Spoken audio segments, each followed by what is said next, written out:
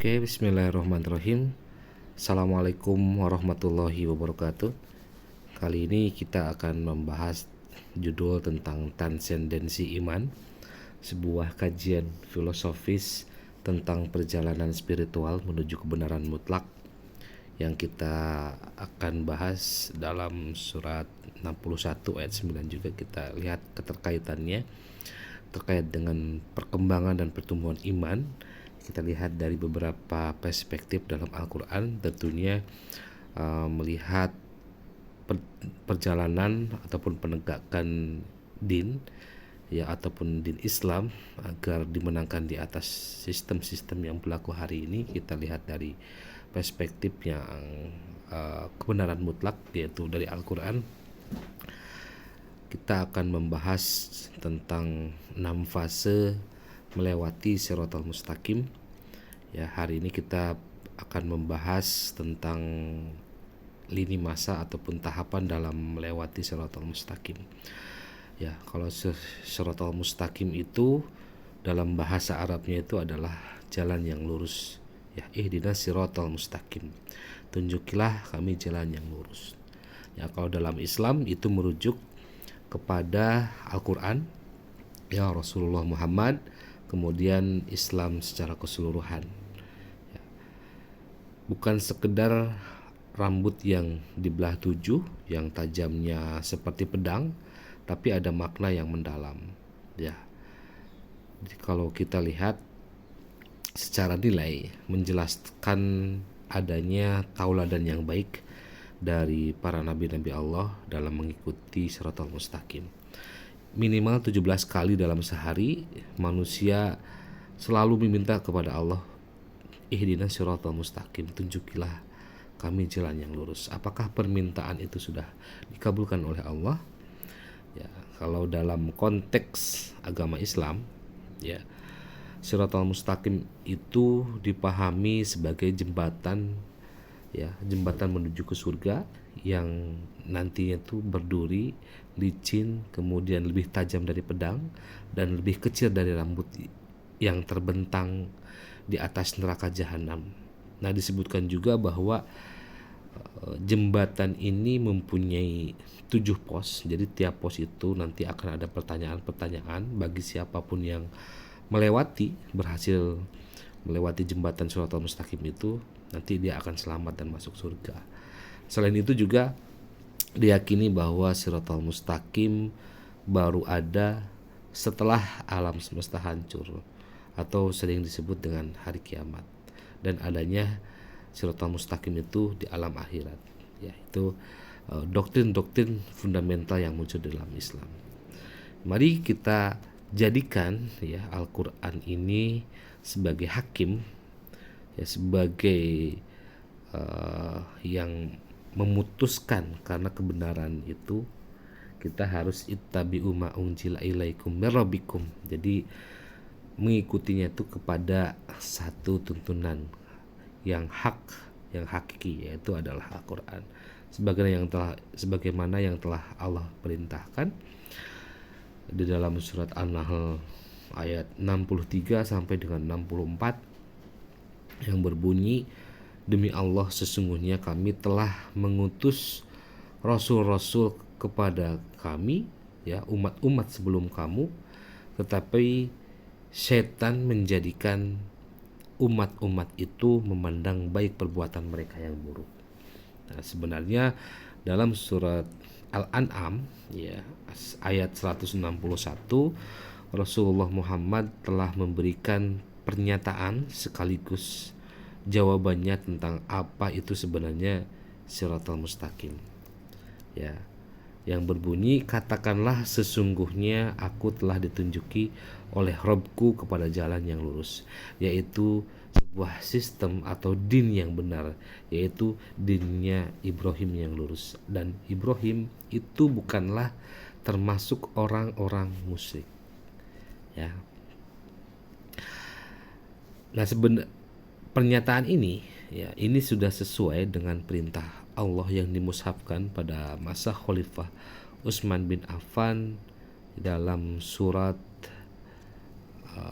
An-Nahl ayat 123 ya, yang berbunyi, kemudian kami wahyukan kepadamu, ikutilah agama Ibrahim. Ya, karena Ibrahim itu adalah seorang yang hanif dan bukanlah Ibrahim itu termasuk orang-orang yang mempersekutukan Allah. Ya, jadi kalau kita lihat dari penjabaran di atas, ya, kita bisa tarik garis kebenaran bahwa Siratal Mustaqim itu udah pernah ada. Karena sudah pernah ada, ya, orang-orang yang telah melaluinya, yaitu Rasulullah Muhammad, ya, kemudian Nabi Isa ataupun Yesus, Musa ataupun Moses, dan orang-orang yang terdahulu telah Allah beri nikmat dengan melalui Siratal Mustaqim itu. Dan kita pun jika ingin memperoleh nikmat dari Allah juga harus melaluinya. Gak ada jalan lain, karena Siratal Mustaqim itu adalah tunggal. Ya, kebenaran itu adalah tunggal. Selain Siratal Mustaqim adalah tentunya jalan yang kesesatan dan akan peroleh murka dari Allah. Ya, kemudian Siratal Mustaqim itu adanya di dunia orang hidup, bukan di dunia orang mati. Dan Al-Quran itu adalah pedoman bagi yang hidup, bagi kehidupan, bukan pedoman kematian. Ya. Kemudian Siratal Mustaqim itu adalah agamanya Ibrahim ataupun dinnya Ibrahim, sistemnya Ibrahim, hukumnya Ibrahim, jalan hidup Ibrahim, di mana beliau menjadikan Allah sebagai satu-satunya Rob, sebagai satu-satunya Raja, Malik, dan sebagai satu-satunya yang harus dicintai. La ilaha illallah, tidak ada ilah, tidak ada kecintaan lain, hanya ditujukan kepada Allah. Bahkan jika harus dimusuhi dan diusir oleh bapaknya sendiri. Kemudian yang selanjutnya, apa yang dibawa Rasulullah Muhammad itu bukanlah sesuatu yang baru. Beliau hanyalah menggenapi perulangan sejarah atau sunnatullah. Ya, la tabdillah li khalqillah. Jadi tidak ada perubahan dalam sunnatullah. Yang dibawa oleh Rasulullah itu adalah sesuatu yang sama dengan apa yang dibawa oleh Musa dan Isa dan oleh para nabi dan Rasulullah sebelum dan sesudah beliau, yaitu millata abikum Ibrahim hanifa. Ya, jadi kebenaran itu hanya milik Allah. Sebab itu janganlah kita semua, kamu yang ada di alam semesta ini, kita semua menjadi orang yang ragu. Al-haqqu min rabbik fala takunanna minal mumtarin. Ya, maka tujuan Allah mengutus seorang rasul, yaitu terangkum dalam surat As-Saff, ya, surat ke-61 ayat 9, huwaladzi arsala rasulahu bil huda wad dinil haq liyudhhirahu 'ala dini kullih walau karihal musyrikun. Dan dialah Allah telah mengutus, ya, seorang rasul, ya, dengan membawa petunjuk dan din yang benar atau dinul haq. Ya, jadi dinul haq itu agar dimenangkan di atas segala sistem yang berlaku hari ini. Ya, suatu kemenangan, ya, hanya dapat dicapai jikalau ada perjuangan. Ya, Rasulullah Muhammad memperjuangkan dinul haq itu selama 23 tahun. Kita bahas, ya, tentang fase-fase perjuangan yang dahulu dilakukan oleh Muhammad Rasulullah dan para sahabat-sahabat beliau. Dan semoga penjabaran ini dapat dijadikan referensi jawaban dari pertanyaan-pertanyaan yang mungkin muncul di pikiran kita sekalian tentang kebenaran dinul haq. Ya. Nah, keseluruhan perjuangan Rasulullah Muhammad dalam penegakan dinul haq, ya, ada dalam 6 fase, ya. Sirron, kemudian jahron, ya, hijrah, kemudian kital, futuh, dan Madinatul Munawwaroh. Ya. Sirron itu dakwah secara diam-diam ataupun sembunyi-sembunyi. Ya, ini adalah fase pertama dalam penegakan dinul haq, ya, oleh Rasulullah Muhammad beserta para sahabatnya. Di fase ini masuk teritorial Makkah, makanya disebut dengan fase Makkiyah. Nah, pada fase ini Allah mewahyukan ayat-ayat sirran, ya, kepada Rasulullah Muhammad. Nah, salah satunya adalah perintah untuk berdakwah kepada kerabat dekat yang tersirat dalam surat Asy-Syura ayat 214, dan berilah peringatan kepada kerabat-kerabatmu yang terdekat. Ya, mengapa harus berdakwah secara diam-diam ataupun berdakwah secara sembunyi-sembunyi? Bukankah yang dibawa Rasulullah Muhammad adalah kebenaran? Ya, ibaratnya begini ya, Rasulullah Muhammad saat itu ya berada di negara lain yang hukumnya bertentangan dengan hukum yang dibawanya, yakni bukan Tuhan yang Maha Esa. Dan lagi sudah jelas bahwa tujuan Allah mengutus Rasul itu adalah untuk memenangkan dinul haq, atau sistem hukum Allah di atas sistem hukum buatan manusia. Ya, buatan manusia kan macam-macam, ada yang menganut demokrasi, ada yang menganut liberalisme, komunisme, hedoni, dan lain sebagainya. Nah, sebagai referensi, mari kita ingat kembali tentang kisah dari NII, ya, di mana kelompok ini kan dulu ingin mendirikan negara Islam di Indonesia. Sudah jelas ya, mereka dibumi hanguskan oleh pemerintahan Indonesia karena tidaklah mungkin mendirikan negara di dalam negara. Namun bukan berarti Rasulullah Muhammad hendak membuat makar terhadap pemerintahan Abu Jahal dahulu. Karena dalam surat Al-Imran ayat ketiga, surat ketiga ayat 54 itu dikatakan orang-orang kafir itu membuat makar dan Allah membalas makar mereka itu. Ya, Allah lah sebaik-baik pembalas makar. Nah, di dalam fase siran ini Rasulullah Muhammad berhasil memukminkan Siti Khadijah, Abu Bakar, kemudian Utsman bin Affan, Ali bin Abi Thalib, dan banyak lagi para sahabat-sahabat yang lainnya ya, dalam mengiyakan ya, mendukung daripada proses dakwah Rasulullah. Makanya siran ya ke kerabat-kerabat terdekat dahulu. Kemudian setelah siran, Rasulullah berdakwah secara jahron ataupun terang-terangan. Nah, ada pepatah mengatakan sepandai-pandainya kita menyembunyikan sesuatu, lama kelamaan pasti akan ketahuan juga. Nah, di fase ini adalah fase kedua dakwah dalam teritorial Mekah.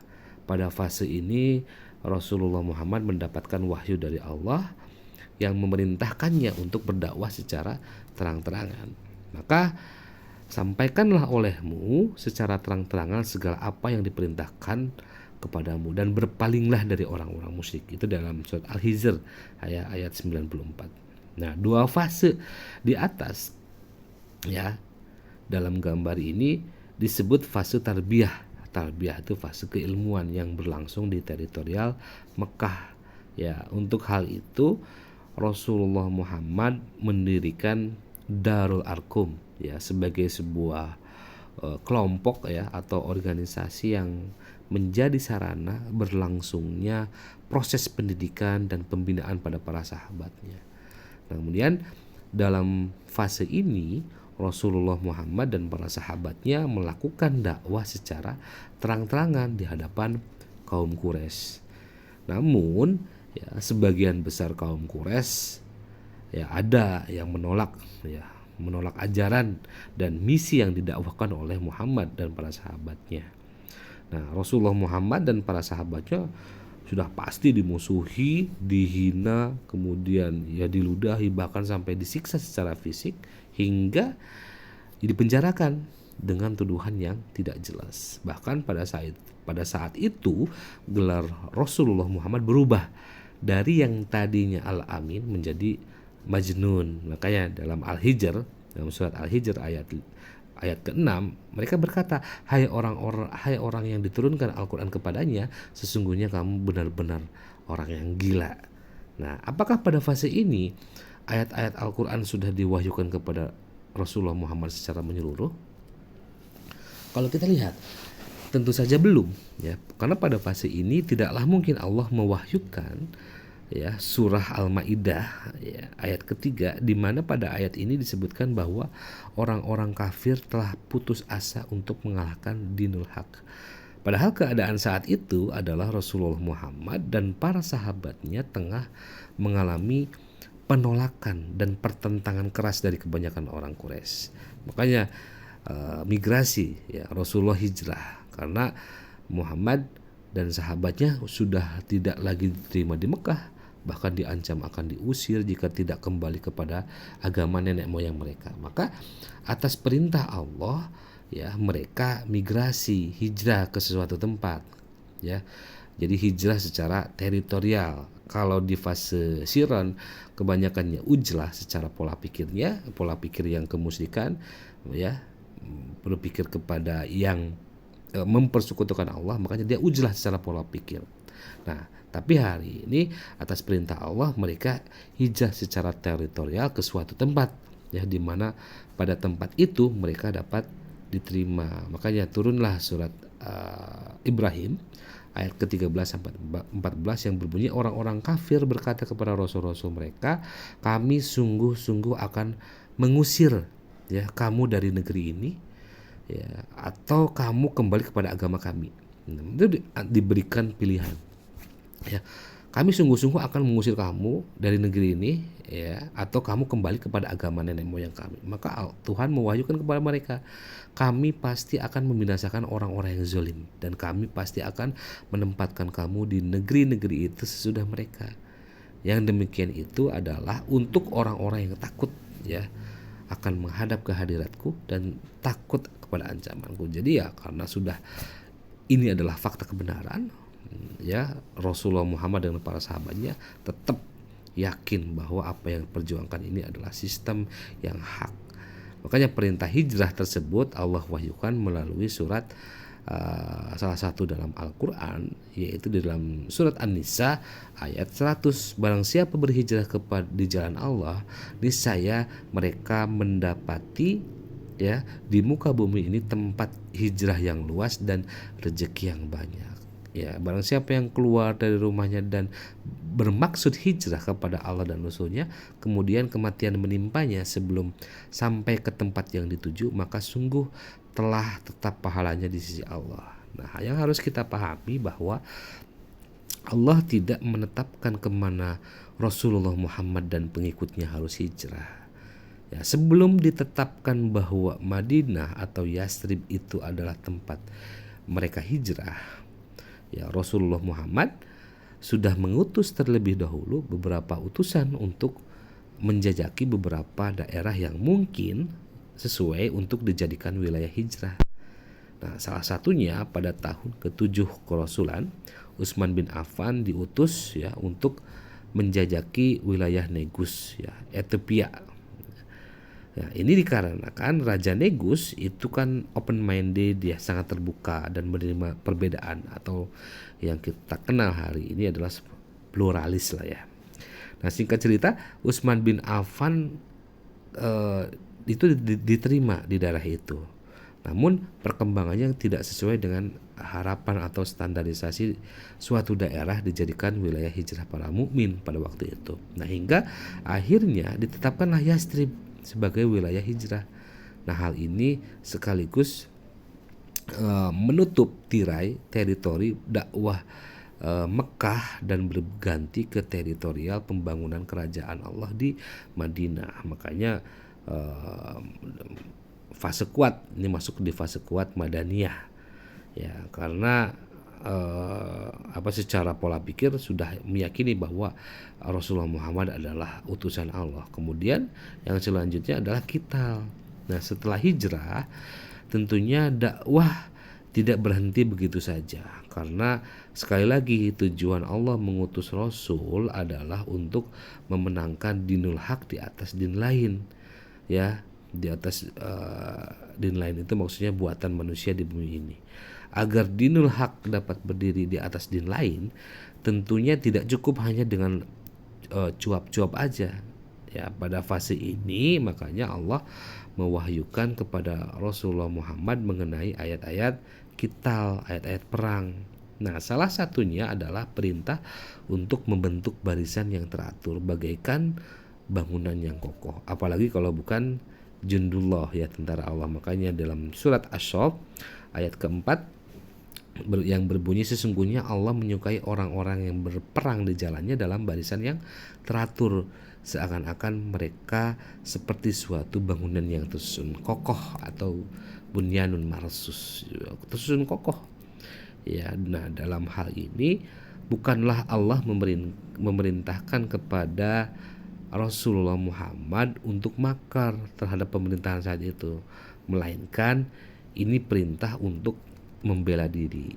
Ya, makanya dalam surat Al-Hajj surat ke-22 ayat 39 sampai 40 dikatakan telah diizinkan berperang bagi orang-orang yang diperangi karena sesungguhnya mereka telah dianiaya, dan sesungguhnya Allah benar-benar maha kuasa menolong mereka, yaitu orang-orang yang telah diusir dari kampung halaman mereka tanpa alasan yang benar, kecuali karena mereka berkata Tuhan kami hanyalah Allah. Ya, jadi bahkan dalam surat Ali Imran ayat 54 yang terkutip dalam poin 1 di atas, bukan Allah yang membuat makar terhadap orang kafir, ya, melainkan Allah hanya membalas makar orang kafir. Ketahuilah, pada fase ini tidak ada lagi istilah dakwah secara diam-diam atau sembunyi-sembunyi, karena sudah jelas mana yang hak, mana yang benar, dan mana yang batil. Dan di antara sahabat Rasulullah Muhammad ada yang menolak berperang. Ya, maka Allah menurunkan wahyunya di dalam surat Al-Baqarah ayat 216. Diwajibkan atas kamu berperang, padahal berperang itu adalah sesuatu yang kamu benci. Boleh jadi kamu membenci sesuatu padahal itu amat baik bagimu, dan boleh jadi yang kamu sukai sesuatu padahal itu amat buruk bagimu. Allah paling tahu, sedang kamu tidak mengetahui. Nah, ketika Rasulullah Muhammad dan sahabatnya diperangi namun mereka tidak balas memerangi, yang terjadi adalah orang kafir akan kembali menjajah Muhammad dan para sahabatnya. Jika ingin merdeka seutuhnya, kita adalah sesuatu yang pasti, makanya merdeka atau mati. Makanya diwajibkan atas kamu berperang, itu ya harus sesuai dengan saahnya. Makanya penerapan ayat-ayat Al-Quran itu harus sesuai dengan saah, ya, waktunya. Kemudian pada fase ini pula ya Allah mewahyukan ayat tentang, ada juga ya, lebih tepatnya ada poligami ataupun poligini, pria yang memiliki beberapa istri sekaligus. Jadi harus sesuai dengan saahnya. Jadi tidak hanya mengikuti sunnah Rasul itu yang dalam tanda kutip yang enak-enaknya saja. Makanya dalam surat An-Nisa ayat ketiga, dan jika kamu takut ya, tidak akan dapat berlaku adil terhadap hak-hak perempuan yang yatim, bila mana kamu mengawininya, maka kawinilah wanita-wanita lain yang kamu senangi, 2, 3, atau 4. Kemudian jika kamu takut tidak akan dapat berlaku adil, maka kawinilah seorang saja, ya, atau budak-budak yang kamu miliki. Yang demikian itu adalah lebih dekat ya kepada tidak berbuat aniaya. Mengapa Allah menurunkan ayat tentang poligini pada fase ini, ya? Kenapa tidak diturunkan di fase siron ataupun di fase jahrot saja? Padahal kedua fase tersebut berlangsung selama 11 tahun. Ya. Nah, pada fase kital pastilah banyak ayah, ya, suami, paman, dan kakek dari para perempuan yang gugur di pertempuran. Ya, perhatikan bagaimana Allah menyebut mereka sebagai perempuan yatim. Yatim itu artinya seseorang yang tidak memiliki ayah. Ayah juga berarti seseorang yang secara de facto bertanggung jawab memelihara seseorang. Nah, dalam hal ini adalah perempuan. Jadi perempuan yatim dalam ayat ini adalah perempuan yang kehilangan sosok ayah. Maka Allah mewahyukan pada Rasulullah Muhammad tentang poligini, karena perempuan yatim itu memerlukan seseorang yang bertanggung jawab memelihara mereka agar terhindar dari fitnah lahir dan batin. Ya, satu pertanyaan ya mungkin timbul dari kita, apakah ada riwayat bahwa setelah dinul Islam tegak para khulafaur rasyidin berpoligini? Ya, itu makanya Yang ketiga, yang kelima adalah futuh, kemenangan. Makanya Allah telah menjanjikan bahwa akan memberikan kemenangan kepada Rasulullah Muhammad dan para pengikutnya di dalam surat Al-Mujadilah ya ayat ke-21. Allah tetapkan, aku dan rasul-rasulku pasti menang. Sesungguhnya Allah Maha Kuat lagi Maha Perkasa. Nah, jika perjuangan mukmin sesuai dengan Al-Qur'an dan Sunnah, pasti ya perjuangan itu menuai kemenangan dan dinul hak berhasil ditegakkan di atas din lain buatan manusia. Ketika dinul hak sudah tegak, saat itulah Islam akan menjadi rahmat bagi semesta alam. Kemudian yang keenam adalah Madinatul Munawwarah atau Darussalam. Nah, fase ini adalah kondisi Madinatul Munawwarah, di mana setelah dinul haq berhasil dimenangkan di atas din lain, maka para mukmin menata kondisi kehidupan yang baru. Tentunya yang sesuai dengan sistem din yang hak. Aturan-aturan yang digunakan adalah aturannya Allah, bukan aturan buatan manusia. Nah, pada fase ini barulah Allah mewahyukan ayatnya tentang kemenangan dinul haq, ya, yang kita tahu dalam surat Al-Maidah ayat 3, pada hari ini orang-orang kafir telah berputus asa untuk mengalahkan dinmu. Sebab itu janganlah kamu takut kepada mereka dan takutlah kepadaku. Pada hari ini telah kusempurnakan untuk kamu agamamu dan telah kucukupkan kepadamu nikmatku dan telah kuridhoi Islam menjadi agama bagimu. Nah, di masa inilah baru dapat dikatakan Islam sebagai rahmat bagi semesta alam atau rahmatan lil alamin. Semoga ya penjabaran ini dapat membuka pikiran kita sehingga kita bisa mengenali diri sendiri tentang siapa kita, ada di mana kita, dan bagaimana kondisi kita saat ini. Ya, karena kebenaran hanya milik Allah, sebab kita jangan ragu, janganlah kita menjadi orang yang ragu. Ya, kemudian terkait dengan surat Al-A'raf, walikulli ummatin ajal fa idza jaa ajaluhum la yastakhiruna sa'ah wa la yastaqdimun. Ya, jadi tidak setiap umat itu pasti ada ajal. Umat itu baik umatnya Nabi Ibrahim, Nabi Musa, Nabi Isa, Nabi Umar, Nabi Muhammad, dan kita pasti ada batasan waktu. And for every nation is a specified term. Jadi sudah ada batasan waktunya. Ya, sudah ada batasan waktunya. Kalau kita lihat dari sebuah tradisi Tuhan, ya, sebuah kebiasaan Allah dalam mengutus Rasul itu, ya pasti ada kondisi di mana lagi kondisi julumat, ada kondisi lagi nur, cahaya. Itu bagian daripada sebuah menggambarkan sebuah siklus sejarah yang dihubungkan dengan tokoh-tokoh penting di dalam agama-agama Abrahamik. Ya, ada Yahudi, ada Kristen, ada Islam. Seperti Abraham, ada Musa, ada Isa atau Yesus, dan Rasulullah Muhammad. Nah, siklus ini ditandai dengan periode kebangkitan dan keruntuhan peradaban. Makanya walikulli ummatin ajal. Ya, secara nilainya bukan ajal seseorang secara physically sendiri, tapi ini berkaitan dengan periode kebangkitan dan keruntuhan peradaban dengan garis waktu yang dibagi menjadi beberapa abad. Ya, kayak di situ ada kerusakan 1, ya, kerusakan 2, dan kerusakan 3. Itu itu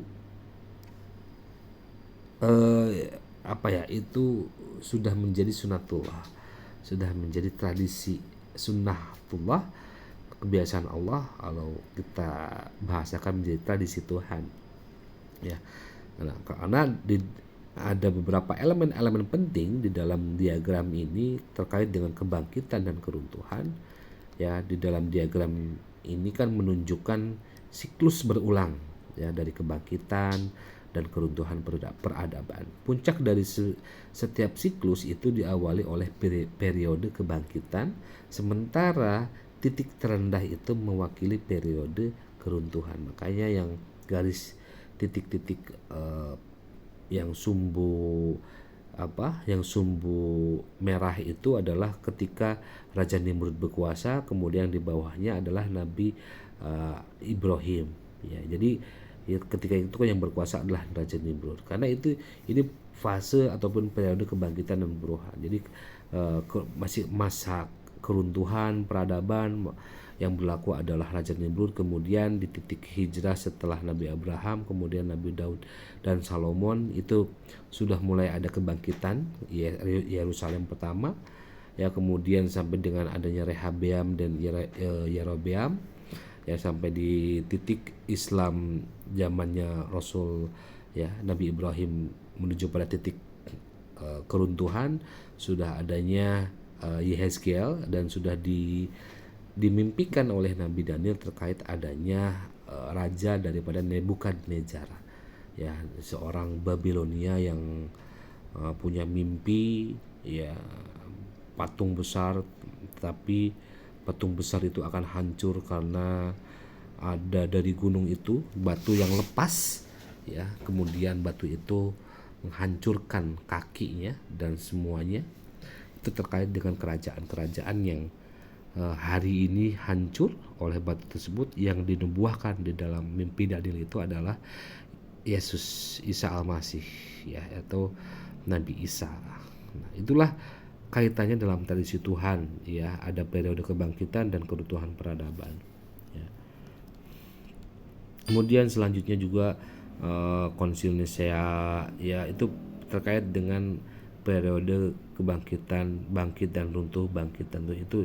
Itu kalau kita kaitkan dalam Al-Qur'an surat 3 dengan ayat 190 sampai 191, itu berbicara tentang waqtilah fil lail wan nahar. Jadi ada malam dulu baru nahar. Karena lail itu dalam artian secara nilai malam itu nggak pernah kondisi yang zulumat. Malam itu kan tidak bisa dilihat secara kasat mata. Laila wan nahar, waqtilah fil laila wan nahar la ayatil ulil albab. Terdapat tanda-tanda orang yang berakal, memikirkan kenapa ada periode di mana kita ini sedang bangkit ataupun kita ini dalam peradaban yang keruntuhan. Kita harus bisa membaca kondisi hari ini. Makanya waqtilah fil lail wan nahar la ayatil ulil albab. Ya, oleh karena itu sejarah akan terus mengulangi, ya. Sejarah itu akan terus mengulangi dengan sendirinya, ya, kerusakan 1, 2, 3 selama kurun waktu 7 abad, berarti 700 tahun 700 tahun periode keruntuhan. Raja Nimrod berkuasa selama 700 tahun, kemudian berganti masa kebangkitan, ya, Nabi Ibrahim yang dilanjutkan oleh Ishak, Yakub, Yusuf, kemudian Musa dan Daud. Itu periode di mana ada kebangkitan Yerusalem yang pertama, ya, kemudian fase tertingginya adalah di zaman Salomon, di Yesaya dan Yeremia, ya, kemudian hancur lagi, ya, Laila lagi wan nahar.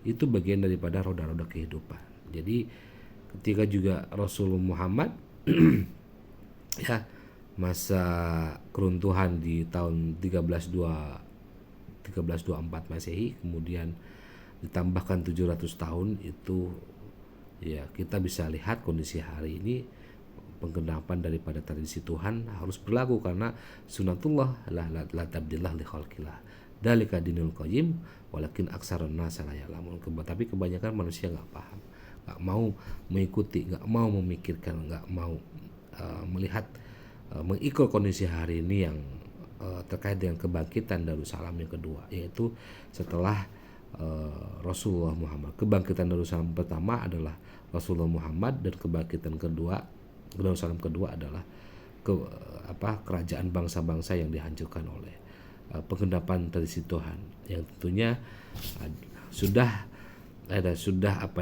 tergenapi lagi. Waladi arsal rasulahu bil huda wa dinil haq. Jadi din itu, ya, sistem itu untuk dimenangkan di atas sistem-sistem yang dianut hari ini terkait dengan demokrasi, liberalisme, rezim totaliter.